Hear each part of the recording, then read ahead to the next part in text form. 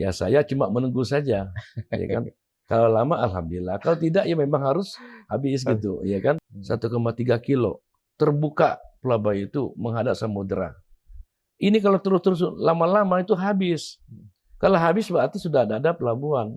Kalau saya ya tidak mesti honor itu harus dirumahkan mestinya, ya kan. Yang benar-benar honor yang betul-betul yang bekerja.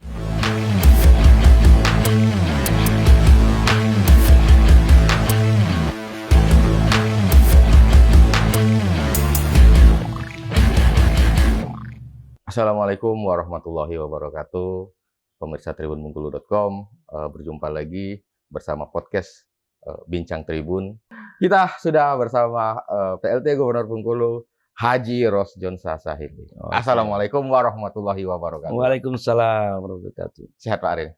Alhamdulillah, sehat selalu. Alhamdulillah. Pak Gub, ini total sudah sekitar 6 bulan ya Pak Gub ya? Ya. Menjabat sebagai PLT Gubernur, dan di fase-fase akhir periode itu banyak sekali dinamika yang terjadi. Boleh diceritakan dulu Pak Gub, bagaimana perasaannya menghadapi dinamika yang sedemikian rupa ini di menjelang masa periode berakhir? Baik, jadi saya memang pasang Pak Gubernur Pak Rohidin itu, ya kan, sebagai wakil gubernur. Nah, beliau ikut dalam kontestasi pilkada, ya cuti saya jadi PLT. Kemudian dia kena musibah saya jadi PLT lagi. Tentu sebagai pimpinan, ya tentu banyak suka dan dukanya. Namun saya jalanin aja. Ya. Pertama, menyelesaikan semua permasalahan yang tertinggal dari Pak Rohidin kemarin, yang belum selesai, yang tergantung, saya selesaikan semua. Ya, saya selesaikan semua. Ya, terutama administrasi, ya ini adalah tugas PLT. Nah, di beberapa bulan ini ya kerja saya gitu. Jadi saya lihat yang mana yang tergantung, yang belum selesai saya selesaikan. Ya, yang tanah-tanah yang hibah yang mesti dihibahkan kita hibahkan. Jadi untuk ada bermanfaat lah isinya. Nah, ini adalah tugas PLT ini, menyambut administrasi ya. Nah, koordinasi juga persiapan untuk gubernur terpilih dan wakil gubernur terpilih ke depan. Nah, ini kayaknya berkelanjutan ini, ya kan. Tadi di tanggal 6, ini udah tanggal 7. Nah, ini udah tertunda. Nah, sampai tanggal 20. Nanti tertunda lagi. Nah, yang namanya politik itu ya tidak pasti, ya. Nah, artinya bisa saja berubah aturan-aturan itu. Karena memang administrasi yang namanya kepala daerah ini memang sangat rumit, panjang, apalagi sifatnya kolektif. Jadi se-Indonesia, ya kan, ada bermasalah di MK itu mesti diselesaikan dulu. Dan butuh waktu. Perpres juga yang sudah ditetapkan juga akan diubah lagi, direvisi lagi. Rapat lagi ke Komisi 2. Ya kan? Rapat ke KPU, Mendagri, Bawaslu. Jadi panjang sekali. Ya saya cuma menunggu saja, ya kan? Kalau lama alhamdulillah, kalau tidak ya memang harus habis gitu, ya kan? Kalau secara administrasi 25 Februari, Pak Gub? Enggak, selesai tanggal 7. Oh, 7. Tanggal 7 Februari. Iya. 7 Februari pelantikan. Udah pelantikan hari ini, pelantikan loh. Pelantikan gubernur seharusnya. Nah, kemarin diundur tanggal 6. Ya, enggak jadi lagi gitu. Sekarang diundur lagi antara 18 dan 20. Ya, mudah-mudahan lah cepat gitu. Ya selesai. Tugas saya juga selesai gitu, ya kan? Ketika selesai, Pak Gub, apa nanti aktivitas Pak Gub? Nah, kita lihat saja dulu. Ya, karena saya orang lapangan ya. Saya ini orang lapangan ya, artinya tidak sama orang gedungan. Ya, saya mau lihat dulu peluang-peluang apa yang bisa saya kerjakan. Di masa Purna Bakti ini saya sudah banyak yang mengajak, jadi staf khusus di Jakarta ada, ya kan? Ada yang komisaris sudah ada. Cuma saya melihat dulu peluang yang mana yang lebih baik. Ya, yang penting ya jangan jauh-jauh Bengkulu lah, ya kan? Karena saya tidak muda lagi. Saya ini udah umur 60. Artinya saya fokus juga ibadah, ya kan? Dekat sama keluarga. Kecuali masih muda, kalau masih muda nggak apa-apa. Masih ada Jakarta. ambisi. Nah, udah sekarang ini kita fokus ibadah. Ya. Gitu. Kalau di Jakarta mungkin banyak nanti goda-godaan. Gitu. Pak Gub, beberapa bulan ini ada beberapa permasalahan yang terjadi di Bengkulu. Yang pertama itu pendangkalan Pulau Bayi. Oke. Itu saya lihat Pak Gub langsung responnya cepat, langsung mengumpulkan instansi-instansi terkait untuk membahas bagaimana solusi ke depan. Nah, ini progresnya seperti apa sekarang, Pak? Oke. Jadi saya sudah mengikuti sejak lama, walaupun saya wakil gubernur, saya mengikuti, tapi saya tidak muncul di permukaan karena ada gubernurnya. Udah lama itu tidak terselesaikan. Rapat. Nah, pas kebetulan saya rapat di Palindo, saya bikin surat, ya karena ada pengadu masyarakat, aliansi penjaga pantai. Nah, langsung saya bikin surat, minta pertemuan di Palindo. Semua hadir di Forkopimda. Saya bilang begini, saya melihat pada saat saya memimpin rapat, ya itu saya lihat perang aturan. Ini aturan. Saya bilang kalau kalian perang aturan, kita tidak akan pernah duduk bersama di sini. Ini wajar saja kalau pelabuhan kita ini belum, ya sampai saat ini abrasinya belum dibenahi. Karena kalian bicara aturan-aturan, ya kan? Sekarang ini yang kita ya harus bertegas bahwa pelabuhan kita ini sudah memperhatikan, ya kan? Itu abrasi sudah 1,3 kilo. Terbuka pelabuhan itu menghadap samudera. Ini kalau terus lama-lama itu habis. Kalau habis berarti sudah ada pelabuhan. Nah, yang mirisnya lagi nanti ketika ini tidak cepat abrasi diperbaiki, itu nanti akan menenggelamkan juga abrasi jembatan penghubung itu. Itu sudah mulai kelihatan. Dan sudah banyak kapal-kapal rusak juga karena tendangan air. Tendangan air sebelah kirinya kalau kita menghadap samudera itu aman-aman saja karena masih ada dibatasi yang itu. Nah, yang terbuka ini yang gelombangnya kuat. Nah, ini bisa fasilitas yang di situ bisa rusak juga. Nah, jadi saya kemarin mimpin rapat. Nah, sudah saya tidak mau rapat-rapat lagi. Sudah sekali ini saya minta ketok palu. Selesaikan. Jangan bicara aturan ini. Nah, tetap saya juga akan mempersurati ya Pak Presiden, Pak Prabowo. Kalau memang ini bicara aturan terus. Ya saya tidak ngerti aturan kamu sebanyak itu banyak. SOP, bicara aturan, Palindo begini. Jadi yang benar yang mana? Ya kan? Nah, sedangkan kita pelabuhan ini harus ambil tindakan secepatnya. Pertama, dikhawatirkan pipa Pertamina itu nanti bisa dilindas oleh kapal ya karena dangkal. Itu kalau bocor berarti ekonomi Bengkulu lumpuh. Ya kan itu kena minyak BBM. Nah, ini terjadi antri BBM ya karena itu. Nah, jadi memang sentra ekonomi ada di pelabuhan. Oleh karena itu cepat untuk mengambil kebijakan diskresi. Ya kan? Kebijakan yang bukan peruntukannya tapi untuk orang banyak. Kenapa tidak? Ya kan? Nah, kalau bicara limbahnya dilempar ke sini harus ada izin, dilempar sini izin. Mau dilempar maksudnya dibuang ke sini ya biayanya besar. Nah, biayanya sangat besar. Nah, jadi pelabuhan kita tidak sehat. Sangat tidak sehat. Nah, mudah-mudahan dalam 1-2 hari ini jawaban Pak Presiden nanti akan panggil pemerintah daerah Bengkulu untuk bicara nanti dengan Dinas Perhubungan, ya kan? Nah, nanti SDM bicara untuk menyelesaikan itu. Kan ini pelabuhan ini aset negara loh. Ya. Ekonomi ini berasal ya, kita ini berasal 70% dari Pulau Bayi. Ya. DBH kita besar di sana. Ya kalau pendangkalan tidak ada yang kapalnya masuk. Nah, warga Egano sudah mengeluh logistik terganggu. Nah, kemarin udah demo, ya kan? Iya. Nah, logistik ke arah ke ke Enggano juga terganggu karena kapalnya tidak bisa masuk. Nah, itu segera dikeruk gitu. Nah, mudah-mudahan waktu minggu-minggu ini kita dengar jawaban dari Pak Presidennya. Ya, karena kalau limbahnya itu dibuang ke samping berarti ada AMDAL darurat. Nah, AMDAL darurat ini saya minta Ibu DLHKP untuk segera.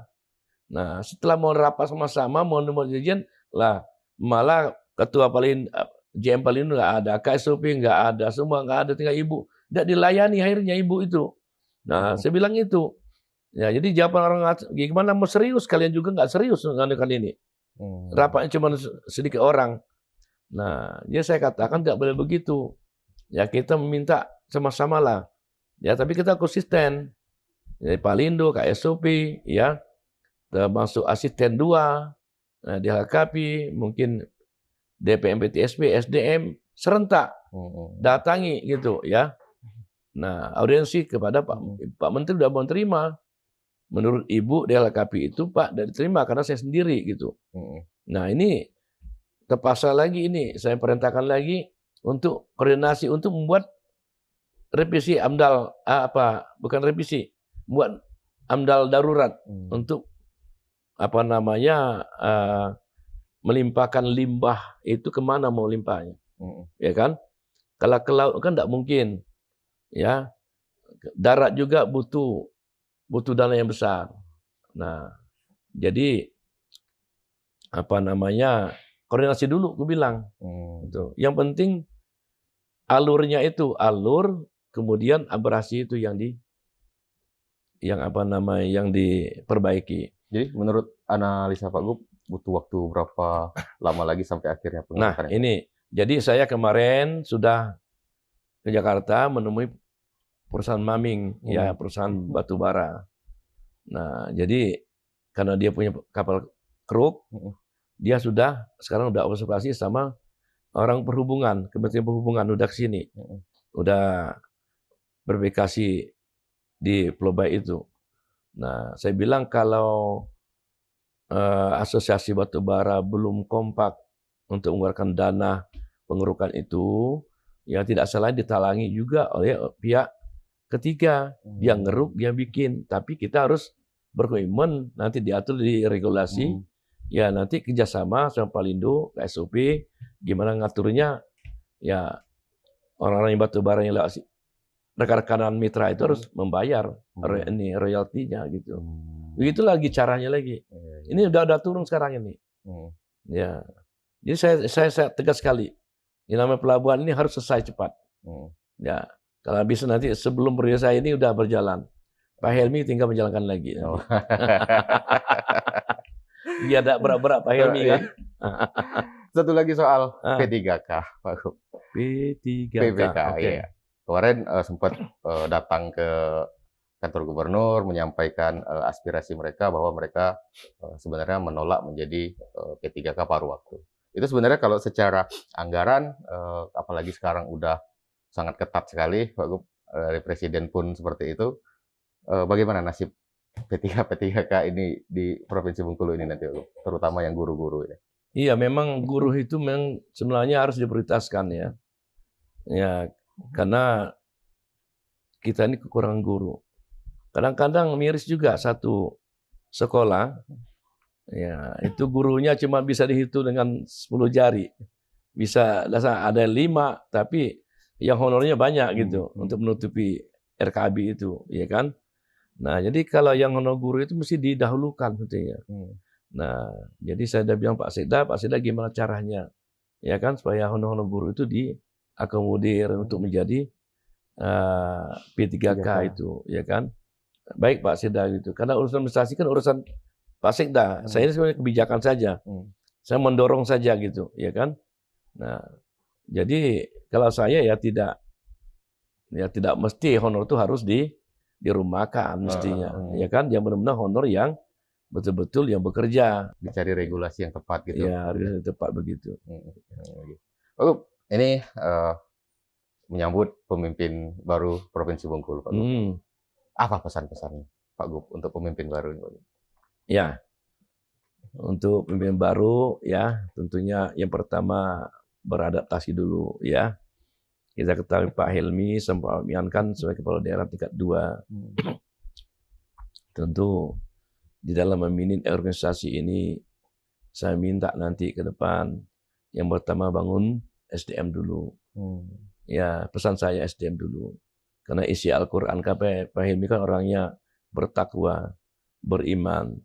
Tuntunannya di dunia ini ya tentunya adalah Al-Quran dan hadis. Nah, saya minta ikutilah isi Al-Quran. Apa isi Al-Qurannya? Jangan menunjuk orang ya bukan pada ahlinya. Tunggu kehancuran kata Allah. Maka itu SDM itu sesuai dengan basicnya masing-masing.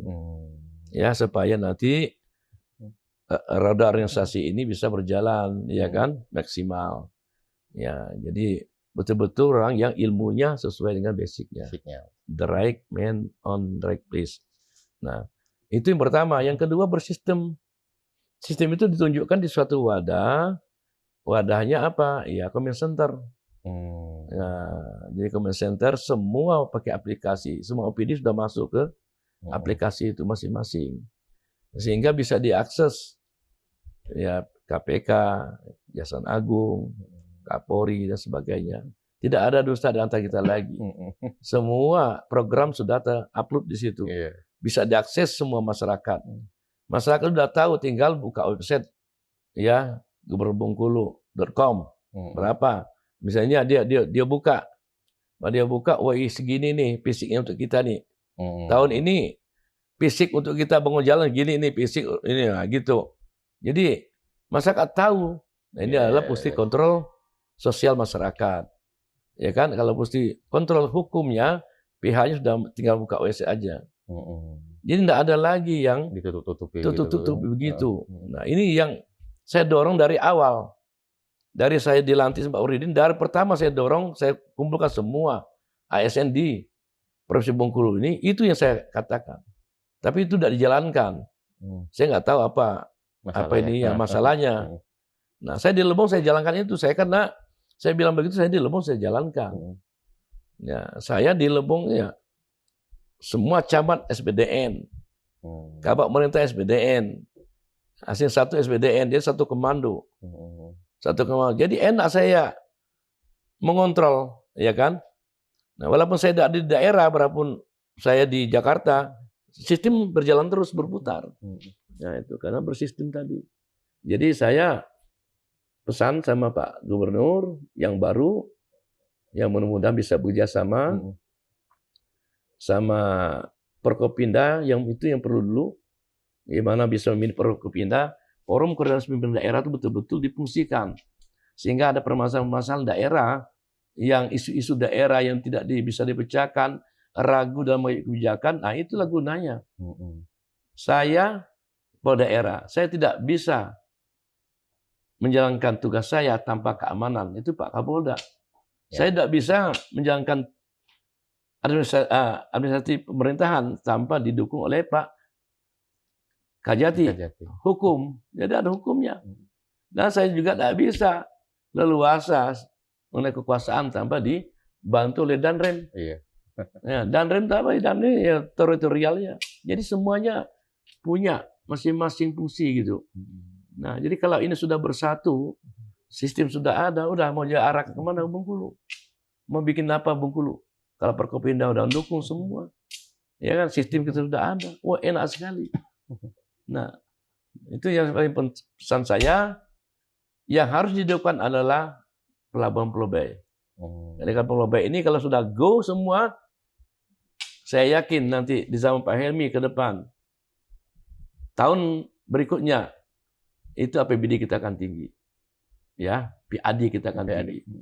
Ya, pada daerah itu bukan diukur sama bangunan saja, fisik, tapi seberapa besar PAD kita meningkat. Dan regulasinya juga dipastikan benar gitu.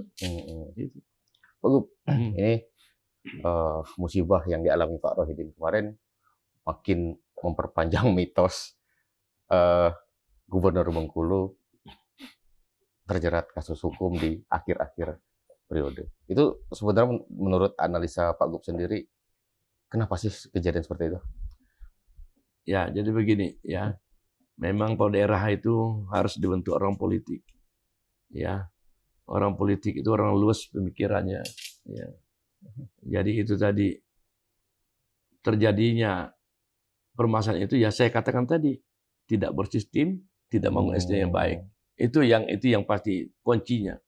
Kalau sudah bersistem bisa diakses dengan banyak, artinya sudah ada kontrol, fungsi kontrol. Kalau tidak bersistem ya seenak-enaknya saja. Ya sehingga tidak ada pengontrolan. Kalau sudah ada pengontrolan berarti merasa benar. Ya kan?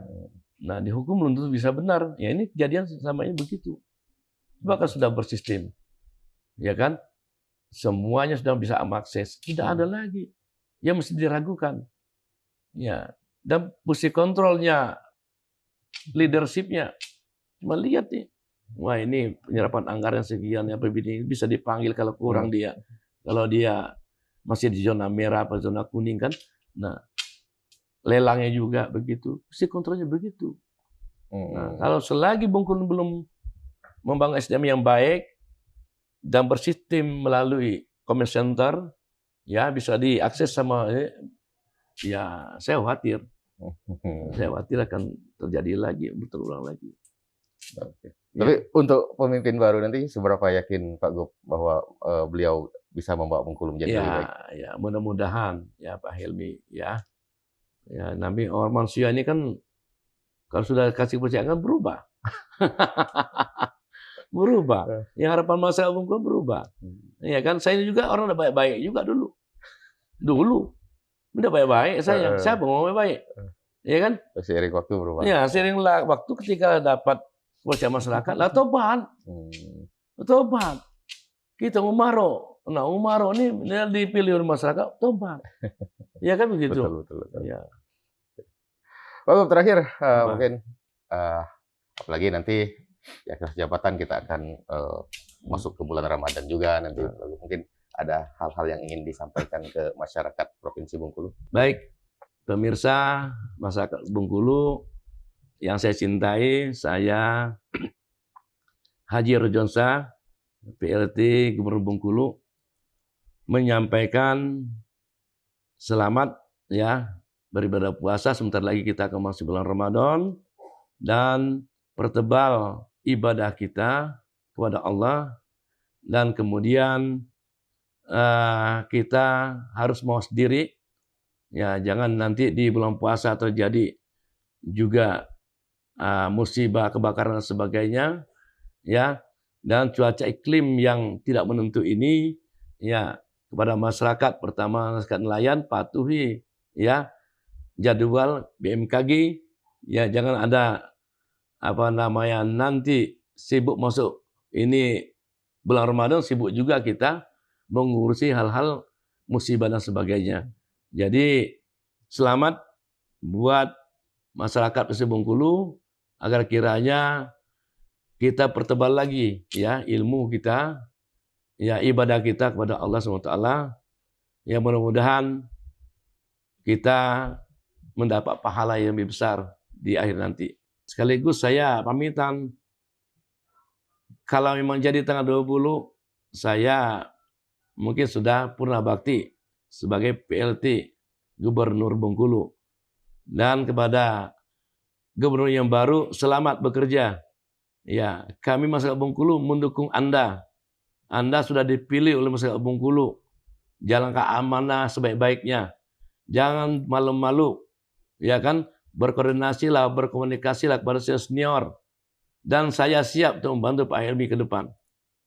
Dan masyarakat Bengkulu mendoakan supaya Bengkulu ini bisa betul-betul menjadi ya jargonnya Bengkulu sejahtera dan hebat. Wassalamualaikum warahmatullahi wabarakatuh.